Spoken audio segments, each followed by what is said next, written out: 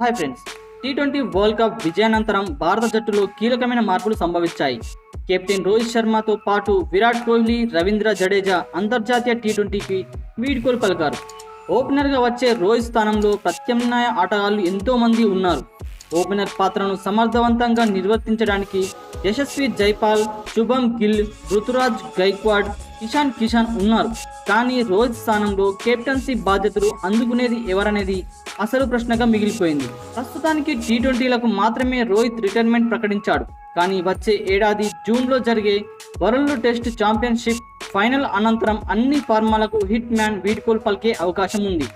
అయితే ఈ నేపథ్యంలో భవిష్యత్ కెప్టెన్ సిద్ధం చేసుకునే సమయం వచ్చేసింది. రోహిత్ కెప్టెన్సీ కొనసాగించేలా వారసుడు ఉండాలి. గత కొన్నాళ్లుగా రోహిత్కు స్టాండప్ బై కెప్టెన్గా హార్దిక్ పాండ్యా ఉన్నాడు. కానీ అతనికి పూర్తి బాధ్యతలు అందిస్తారనేది నమ్మకంతో చెప్పలేని పరిస్థితి. గాయాలతో హార్దిక్ జట్టుకు ఎన్నో సందర్భాల్లో దూరమయ్యాడు.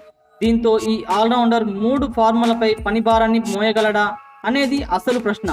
పనిభారాన్ని తగ్గించే ఉద్దేశంతో ఓ ఫార్మాకు హార్దిక్ విశ్రాంతిస్తూ మిగిలిన ఫార్మాలకు కెప్టెన్సీ బాధ్యతలు అందిస్తే అది స్ప్లిట్ కెప్టెన్సీనే అవుతుంది.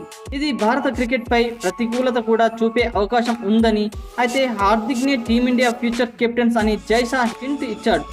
హార్దిక్ పాండ్యాపై కూడా ప్రశ్నలు వచ్చాయని, కానీ సెలెక్టర్లు ఉంచిన నమ్మకాన్ని టీ20 వరల్డ్ కప్లో అతడు నిలబెట్టుకున్నాడని జైషా అన్నాడు.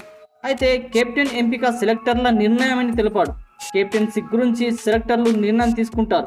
వాళ్లతో చర్చించిన తర్వాత కెప్టెన్ ఎవరనేది ప్రకటిస్తాం.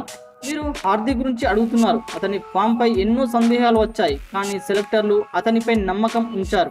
హార్దిక్ నిరూపించుకున్నాడు అని జైషా పేర్కొన్నాడు. 3 క్రికెటర్లు రిటైర్మెంట్ ప్రకటించడంతో జట్టులో ఇప్పటికే మార్పు మొదలైనట్టు చెప్పుకొచ్చాడు. ఫ్రెండ్స్, ఈ విషయంపై మీరేమనుకుంటున్నారో కామెంట్ బాక్స్లో కామెంట్ చేయండి. అలానే వీడియో నచ్చితే లైక్ చేసి ఛానల్ని సబ్స్క్రైబ్ చేసుకోవడం మర్చిపోకండి. Thank you friends.